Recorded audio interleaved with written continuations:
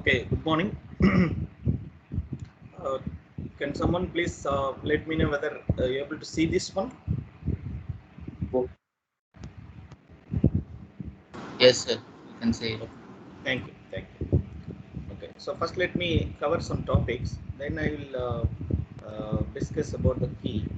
Key in the sense how what are the things expected in your answer sheet to get marks uh, in CAT 1 questions. So that I'll discuss last 10 minutes. Okay, so first let me complete some topics, then I will go to that. Right.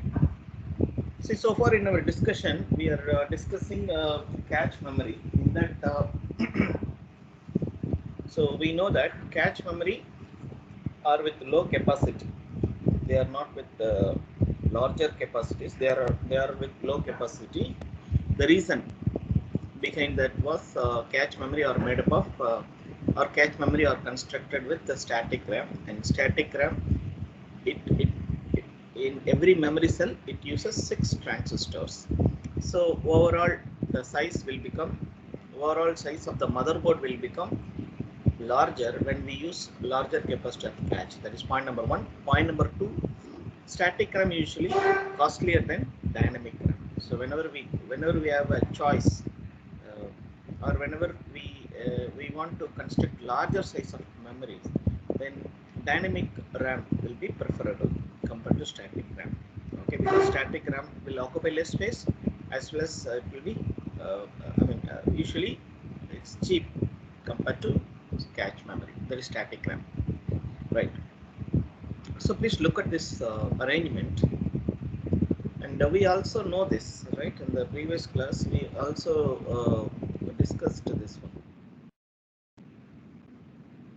The levels of computer organization, the level of the memory are arranged in this way. So cache memory is always kept close to the CPU. This is the fastest one, and main memory will come next to the cache memory, and then we will have a disk memory, that is hard disk, right? So whenever CPU is looking for something, that address actually generates address of dynamic RAM. Okay, from that we should have some scheme to derive or to map with the static RAM address. I think if I explain like this, you will understand clearly. For example, let us take 1 megabyte of dynamic RAM, 1 gigabyte of disk memory, and 1 kilobyte of cache memory. Just for example. Okay, right. Now, compared to cache memory, this is 1000 times larger. Compared to this is 1000 times larger. Okay, right. It means out of 1000 contents here, one content will come to dynamic RAM during the normal operation, and out of these 1000 contents, one content will occupy in the static RAM, right? Now the efficiency here, it denotes which of that 1000 will come to cache memory, or which of these 1000 will come to main memory, so that the CPU most of the time, whenever it searches something, it can get it from either cache memory or from main memory. So this is what we are going to understand. This is okay? What I'm explaining, is it okay? Anybody having any issues in understanding this point? I repeat again. This is the largest memory in the memory organization of a computer.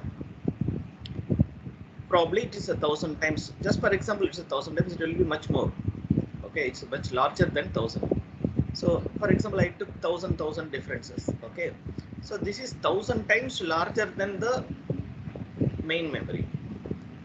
So, when you turn on the computer, Since these two are volatile, nothing will be there in these two.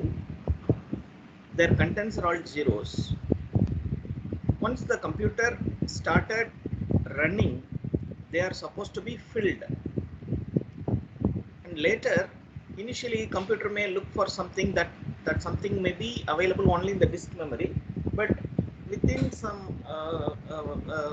say milliseconds or nanoseconds duration, that the portion of this will occupied here, a portion of here will be occupied here.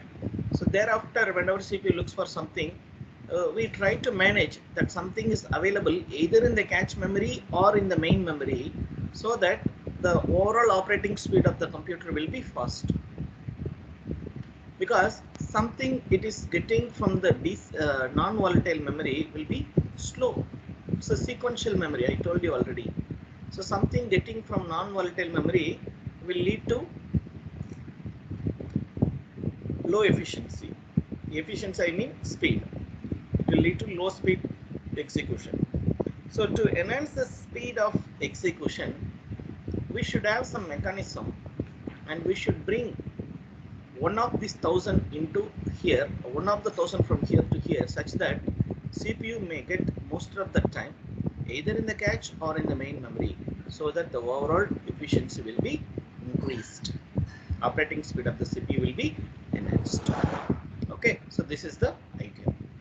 So this idea is clear. Anybody having any issues in understanding this?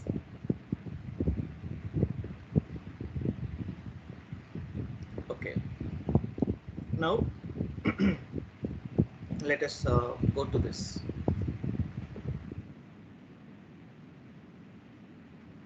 This class I told you cache contains or every cache block, location or block, all are same. Okay, so every cache block contains three datas.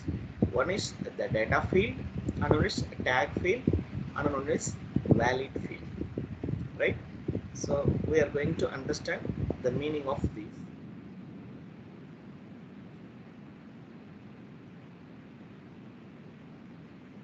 Locations of cache memory.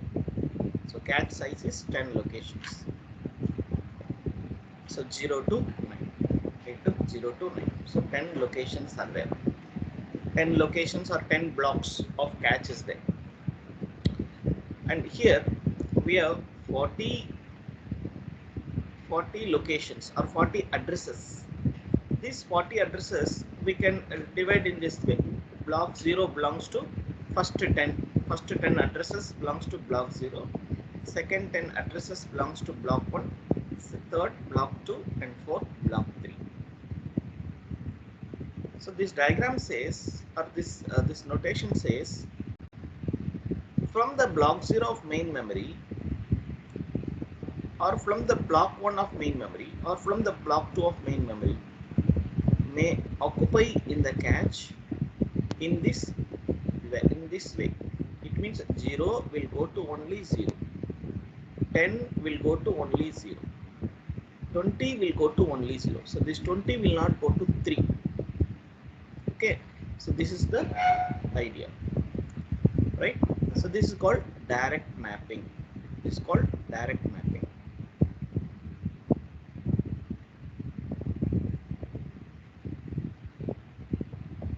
How they are doing this direct mapping?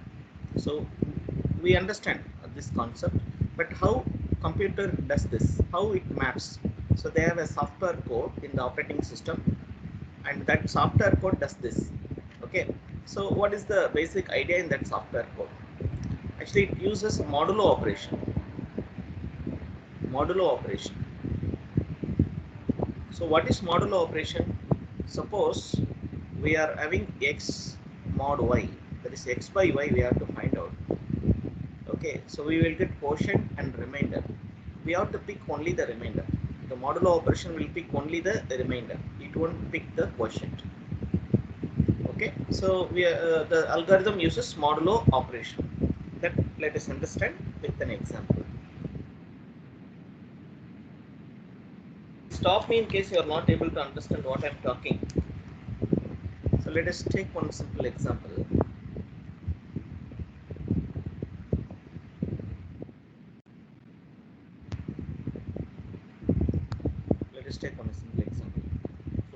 what is the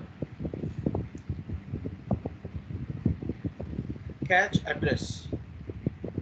These are all addresses. Okay, these are all addresses. What is the cache address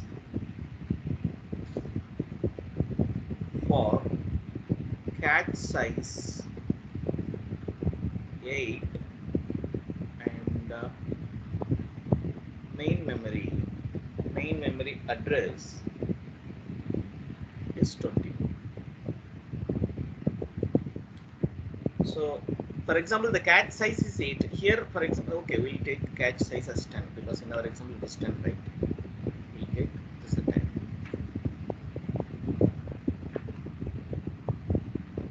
Cache size is 10. Here, cache size is 10 in our example, and this is 21. 21 is the main memory address. This is the address generated by the CPU. Okay, so we have to apply mod operation. It means what? 21 divided by 8. So always the numerator contains main memory address and denominator contains size of cache. Sorry. Okay. Right? Now, what we will get? What we will get? What is the quotient? Quotient will be 2. Remainder will be 1. Is it or not? So we have to pick only the remainder. So this tells that remainder value is 1, right? So this tells that, let us go to here. What is this? 21, right? 21. Where is 21? It is in block 2 of main memory.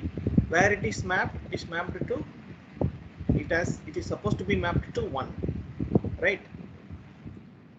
We are getting that, right? Remainder 1. Clear? Anybody having doubt?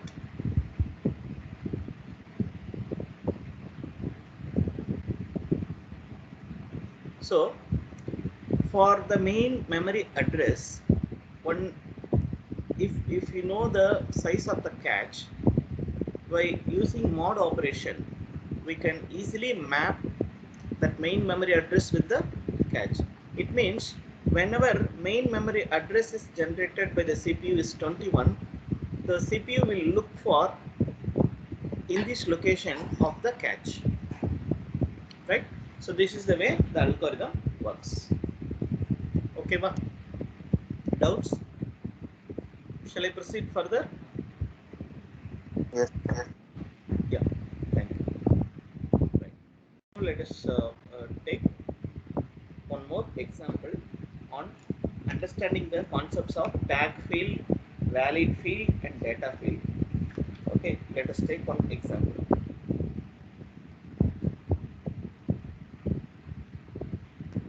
Let CPU generates addresses. I mean main memory addresses like 22, 23. Just for understanding, these are all written in decimal, but originally they are all in hexadecimal form. Okay, so you don't bother too much on that. You try to understand what is called tag field, what is called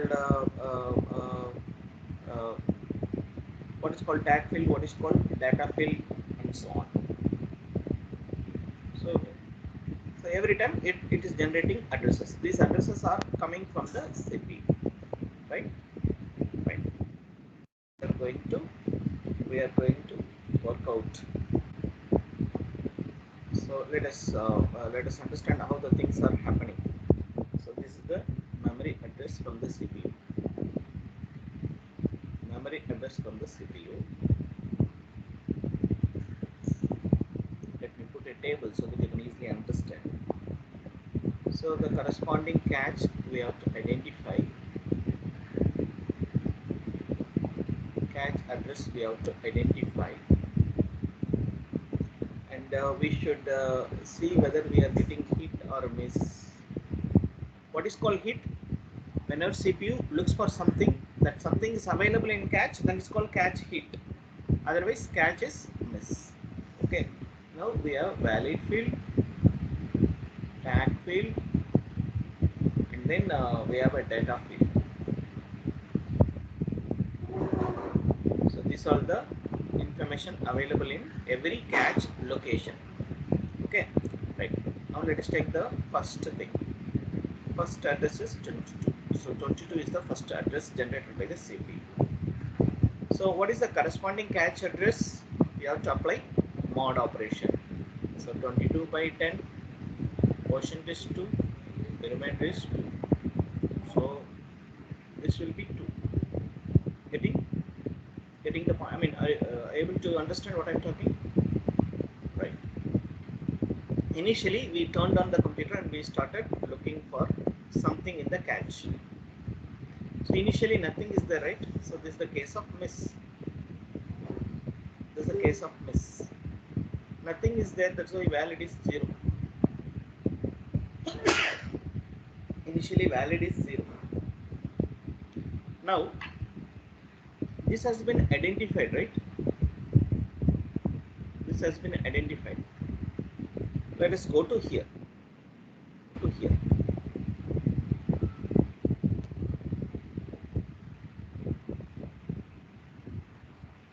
What is the number? 22, right? 22. So where is 22?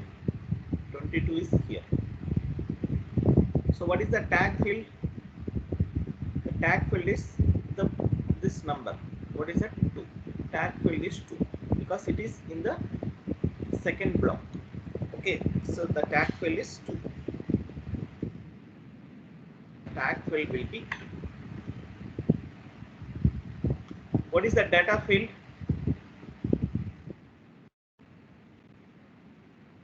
Refers address. In that address some data is there, no? That data will be occupied in the cache. So are you getting the point? How tag field is calculated? Tag field is based on what type of memory address, where it is, which block it is. So that is called tag field. Then that in that address some data is there, right? That data will be now copied into the cache memory. So right now the cache memory contains in the first location in this address, the cache contains valid bit is 0, tag bit is 2, data bit is 22 within bracket. 22 within bracket, it means something in bracket means data of 22 address. Okay, right. Now something been occupied, right? So this will be modified to 1. The valid bit will become 1. Okay. Now let us take second case, 23. Can someone answer me what is the cache address right now? 3. Hit or miss? Miss. Valid bit will be 0, right? Initially nothing is there in the in this address because we have started building. Okay, now computer started running from this point onwards. So in the cache address 3 nothing is there, but right now we have to find out tag field. So tag field of 3, let us go to here. Tag field of 3 is 2. Now this should be filled with 23. Now again this will become 1. Once this is successfully copied from the main memory to the cache memory, then this will become 1. Now valid bit will become 1. This is a bit, only 1 bit. Now let us go to 17. 17 means what? 7. Again a miss. Again valid bit will be 0 because nothing is there in 7th location. Maybe later it will become 1. So what is the tag field for this 7? So 1. Right? Because 0 to 9 it will be 1. 10 to 20 it will be in. Am I right? Now let us go to the next one. This will become 1. Valid bit will become 1. Now let us go to 22. Now the thing will come. If I operate 22 right now, what is the cache address again? 2. In the cache address, are we having the required information? Yes. We want, right? So now this is the case of it, right? Agree? This is the case of it. How do I say? We generated 22. Already the 22 is available in the same second location. So this is the case of hit. So nothing will happen. The same thing will be retained. It won't get disturbed.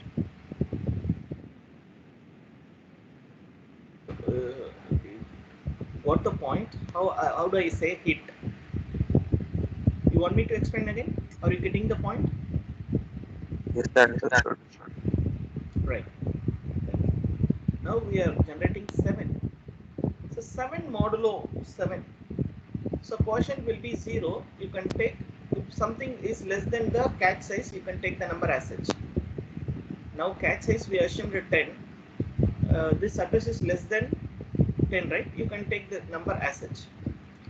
And then, yeah, something is there in 7. Something is there. But that something was what? 17. Please refer back the diagram. This diagram. This 7th location of the cache memory at a time can hold either this data or this data or this data or this data. Agree? So in our initial assumption, this was occupied here. Now we are checking the data corresponding to this address in the cache memory in this location. This location is not empty, it is filled, but it is not filled with this one, it is filled with this one. So can you tell me what is the case? Hit or miss? Hit or miss here?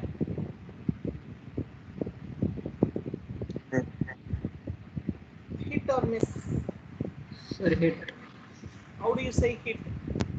Sir, since the data This is already location, present in no, cache. I'll tell you. This is the location we are looking for. Very good. And we have some data in that, fine. But that data belongs to what? 17. But right now we are looking for data of 7. Okay, but Yes, that will be missed. so this will be a miss case, right? Miss means whatever we are looking for, that item is available in that cache. But here the difference is valid bit will not be 0, it will be 1 because something is there, right? Something is there. That's why already it is filled with something, right? So that's why it is 1. It won't be 0. This point is clear? And this belongs to which block in the tag field? What information to come? Let us go and Block understand. 0. 7 belongs to which block? Block 0, right? 0. So what is the tag field then? Tag field will be 0. 0, right? Are you getting the point? What is called tag field, right? Now, earlier it was 17. Now it is get replaced with 7.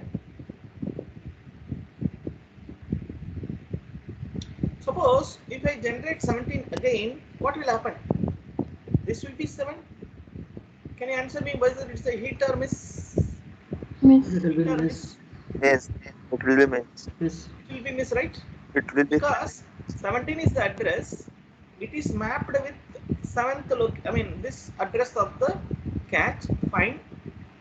But in that already one data is there. That data belongs to main memory address of 7. But we are looking for main memory address of 17. It was there earlier. But it was replaced with, recently it was replaced with this one. Now if I generate this one, I will get valid bit as 1, but it is a miss. Now this will be replaced with 1 and 17. Are you getting the point? Suppose if I generate 23. Now I hope you will if you answer me, I'll be happy that you understood the concept. Now if you generate 23, what will happen? Whether it will be a hit or a miss. 23 means what is the cache address? Someone answer. It will be a hit. 3. 3, right? 3. 3, yeah, in this sequence 3 there, right? So 3 was mapped with 23. Now also we are looking for 23. It is there, right? And nothing will happen. The same thing will be retained. The same thing will be retained. So this is the way when you turn on the computer, the cache get filled from the main memory. Right now we are talking about cache memory, and we are assuming that the main memory already got filled. Main memory is having some information. How cache is getting filled? This is what we are understanding with this example. Okay, about main memory we'll have a separate discussion. How the mapping is happening between the disk memory to main memory, that's a different theory that we'll discuss later. Our focus is only on cache memory and how the cache and main memory are interacting, how the main memory contents are updated in the cache. This point is clear? Any doubt? So by this time I Sir, want to, yes, ma'am. sir, can you again explain this valid bit? Like for 7, why it is 1? You want me to up to this point you have no issues? No, sir. Up to this no issues, Appa. Yes. You want me to explain this? Only that valid bit. From the initial or from this onwards? Like after why it is not changing? Like if Okay. it is 0, it tells it that So that what is data the, is not there. when the valid bit will be 0, when the valid bit will become 1? This is what you are asking, right, Pa? Yes, sir. Yes, sir. Right. I'll tell you with another example. So far we are talking to 3727773 in this catch. Okay, so let me take, so for example, 8. Let me take 8. Okay, so what is the cache address then? Cache address will be same 8, right? Agree, pa? Yes, sir. Main memory address is 8. Since it is less than 10, right? In that case, this can be mapped directly like that, 8. Okay, now 8 is not used so far in our cache building. We are building the cache, right? We are filling the cache. 8 was not at all used, so valid bit will be 0. Okay, so 8 belongs to 0th tag bit, and now that that cache address getting data from the main memory of 8, now it will get occupied in this 8. Now the cache in this particular address, something is filled, right? Whenever something is filled, this is automatically get updated 1. Okay, Appa, now it's clear, Appa? Now, sir, if I access 28.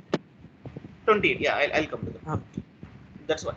Now are you getting when the valid bit is 0, automatically get updated? Okay, right. Now Okay, we'll take 28 as per your requirement.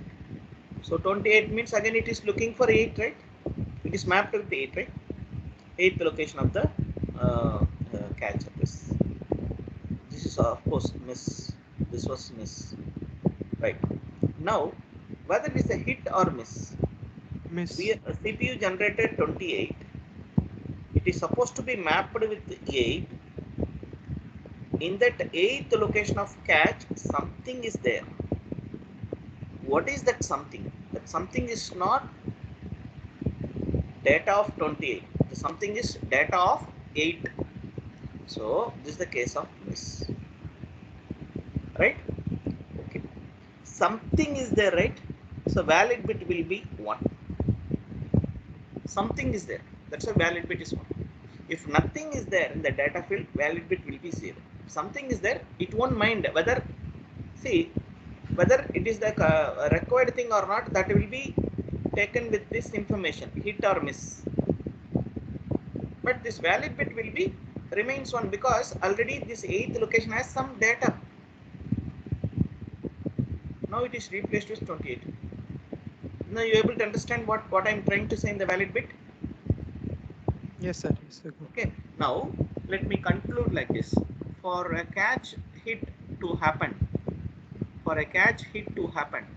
so what are the conditions? Valid bit must be 1. Look at the hit cases. look at the valid bit in those two cases. Valid bit must be 1. Clear, Appa? Right? Second, what is the second condition? That address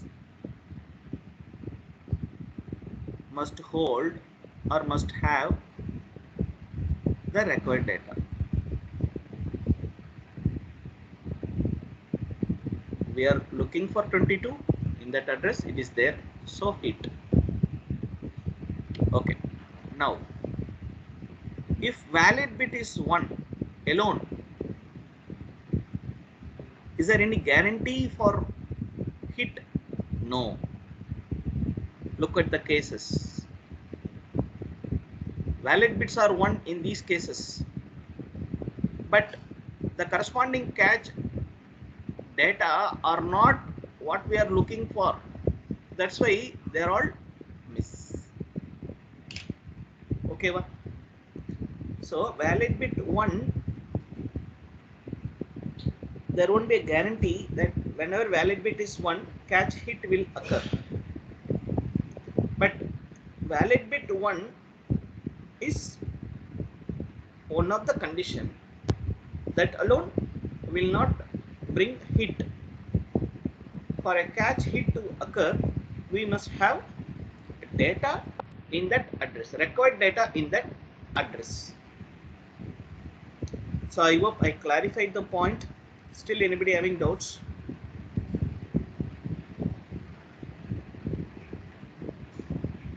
Okay, right. Now I'll stop at this point. I'll just show you. I'll just clarify what are the things we discussed today. After that, I'll discuss CAT question paper. Okay. Talking direct mapping, but this is not the only mapping, only technique available. But this is the old technique, and even now in some processors they are using. But anyhow, to start understanding what is called how the main memory contents are updated in cache, starting with direct mapping will help to understand how the memory data transfer happening among the main memory and cache. Right. Modulo operation is used in the case of direct mapping. So modulo operation means we have to take only remainder. Okay. So for that we took an example. What is the cache address for the cache size of 10 and main memory address is 21. For main memory address is 21. What is the cache address? Assuming the cache size of 10. Then what to do? 21 by 10 we have to find out and take the remainder. And remainder tells that where it is. Remainder tells the cache address. And we took one example on understanding the concepts of hit, miss, tag, what is called valid, and how the main memory address is mapped with the cache address. So everything covered in this table. Okay, so I hope I clarified the point. Okay, anybody having any doubt? Okay, then straight away I'll go to the key. So this was the question paper. Okay, so the first question, it was very clear. There is a program. It's a continuous program. Continuous program means what? There is a link between successive instructions. Okay, so you are asked to interpret what these instructions are doing and what is the final output of this program. That's the meaning. Like the following program is executed, in the sense it's a continuous program. Okay, and explain the result of execution of each instruction. This I haven't. I think I have deleted the RTN. I haven't taught, so I deleted. It's not in our syllabus. Earlier I thought of including RTN, but I deleted this. Okay, don't bother with this RTN. Use the following table. So there is a table, and I clearly mentioned the data are in decimal form just for you to feel comfortable on working on that. Otherwise, you have to convert them into hexadecimal. You have to operate. So to minimize your burden, I just made everything in decimal form, and you can discuss everything in the form of decimal only. Okay, right. Now let us take the first instruction. Load MQ, M of 100. So instead of X, you have to substitute 100. So m of 100 is 100. In that location, data 10 is there. So the data 10 is loaded into MQ. So MQ is getting 10. Load MQ. In the sense, accumulator is the implied one. Accumulator is not visible here, but it is there, part of the instruction. So the content of MQ will be shifted to accumulator. So what is the content of MQ? It was 10. Now it is shifted to accumulator. Load minus of M of 110. So most of you have made mistake in this. Minus M of 110, it means 1 less than 110. 1 less than 110 is what? 109. In that 109, 100 is there. Only 100 to be moved. Many of you have written minus 100. How it's possible? If you made a mistake here, the remaining things will not be correct, right? 4 and 5. In that case, you would have not got full marks. Full marks in the sense, I cannot give 30 out of 30 for this question paper. So 9 marks here, 9 marks for the second question, and 10 marks for the third question. Like that I made. Okay, so 28 is the maximum.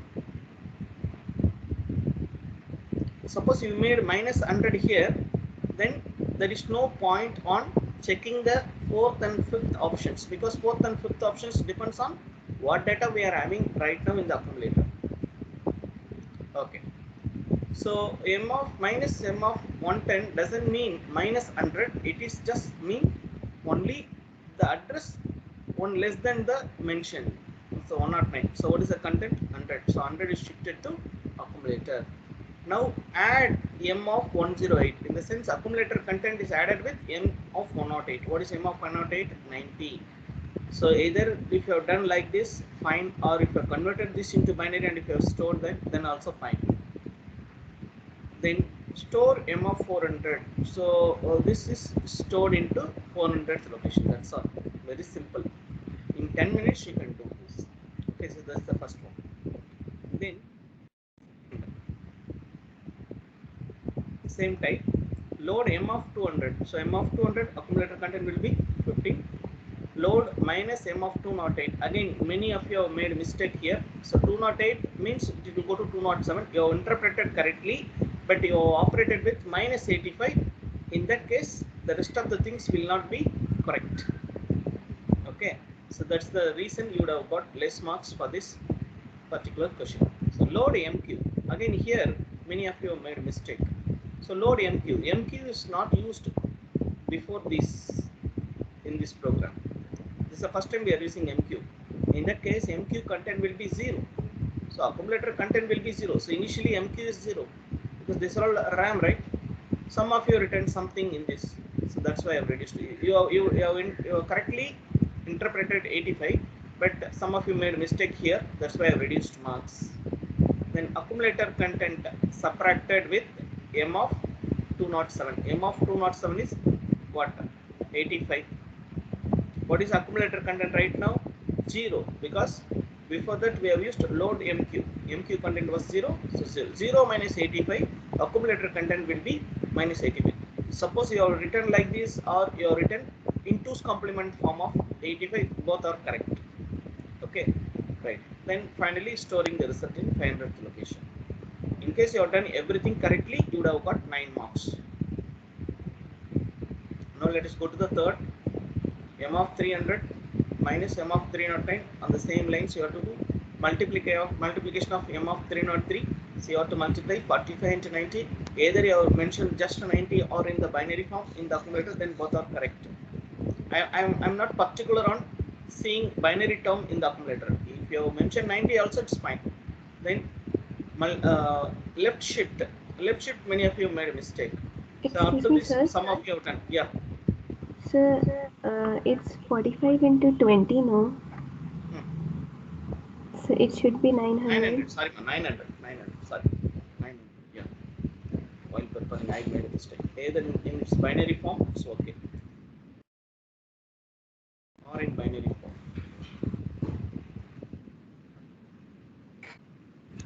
So like getting all the answers for this particular first question right, so that means we'll not get full marks for this. 9 marks for, because 30 out of 30 we cannot give for the theory subject. It's a theory subject. Sir, like Sir, for this particular question we can get, for other questions it First can be let me deducted, or for complete. each and every question?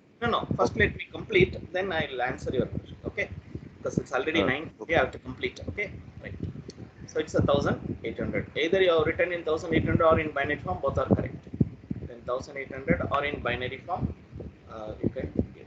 Okay, anyway, I'll upload this again in the VTOP. You can download it and you can cross check. Okay, 1 minute. First, let me complete. After that, I'll take your doubts.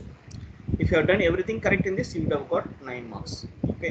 Right. Now let us go to the second question. So in the second question, I kept one of the digit. I mean one of the number. Either in the I think mostly in the quotient, I kept 8. I before the exam, I even shared in the WhatsApp group. Whenever you are using for Booth multiplier, or this is called Booth divider. Some of you got clarified even. They called me and they got clarified. The divider is also Booth divider actually. So you should mention everything in the 2's complement form, whether it is the 2's complement range you have to take. So it is 8, right? So 8 means it should be accommodated only in 5 bits. But though some of you tried with 4 bits, some of you tried with 8 bits. 8 bits fine because it's more than 5 bits, it's acceptable. Less than 5 bits if you have done, then I would have given you 8 marks at the maximum. Okay, if it is solved with 5 bits, then it's fine. Right, again, so 5 bits we have to use for 8. In that case, 5 also must be in 5 bits. 5 also must be in 5 bits because both must be of equal in size, then only the divider circuit will work.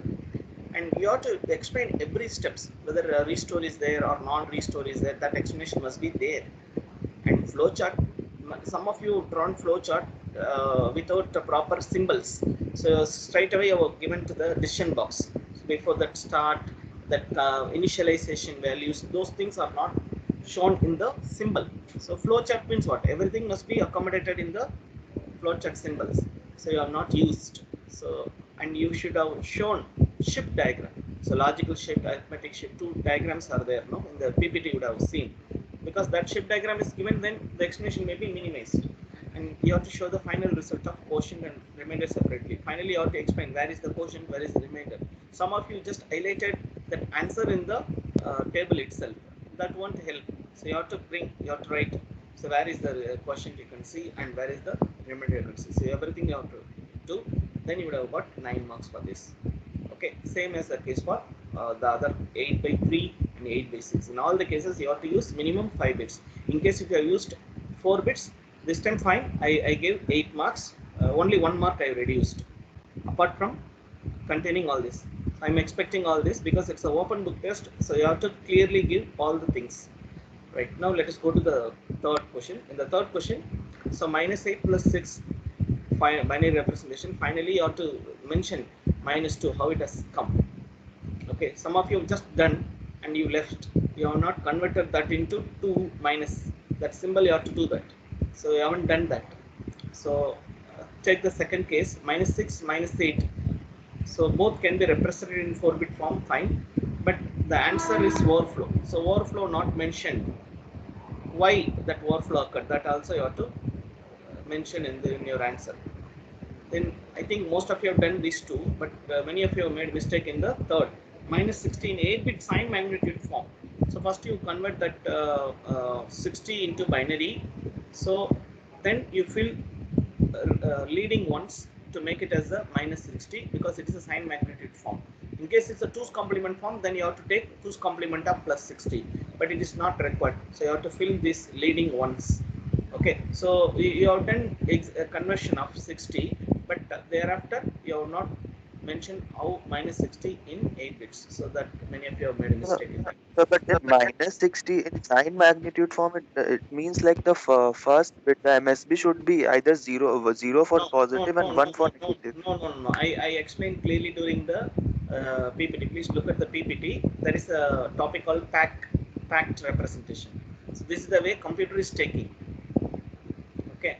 So minus 19 in 6 bits sign magnitude form, like that you have to mention, and 64 bits in sign magnitude form. So final answer must be minus 2 to the power minus 63 to plus 2 to the power plus 60. So this is the way. If you have done correctly on this, then you would have got 10 out of 10 in this. So this particular question I gave 10 out of 10. For remaining thing, let us see. So minus 9 we cannot represent in 4 bits. Minus 9 we cannot represent in 4 bits. Suppose you mentioned that itself, fine, for getting marks 2 for these two. In case you have solved something and you arrived something and you are saying it's overflow, first of all, it's not at all possible, because clearly I gave 4 bit. 4 bit we cannot represent minus 9. Some of you tried. Even I considered that, but in fact, if your question comes like this, please restrict yourselves. You can simply say it's not possible. I just want to test whether you are knowing this or not. So that's the reason these two things are asked. Again, 16 bits. So 16 bits means it's a packed information. So you have to put that many ones. I think I've seen this in 1 or 2 answer sheets of your class. Then minus 29, again this, and it's in 2's complement form. So minus 2 to minus 32 to 2 to the power 31. Final result must be like this. Then this one again the same lines. The last one is overflow rule. So overflow definition is already there in the PPT. You would have just typed as such, that itself fine. If 2 numbers are added, same sign, if the result becomes opposite sign, then it's called a overflow. And whenever overflow occurs, the result must be ignored. So that definition must have all this information. Then only you would have got 10 out of 10 in this particular questions. Okay. Now I'll first I'll do one thing. I'll stop recording this one.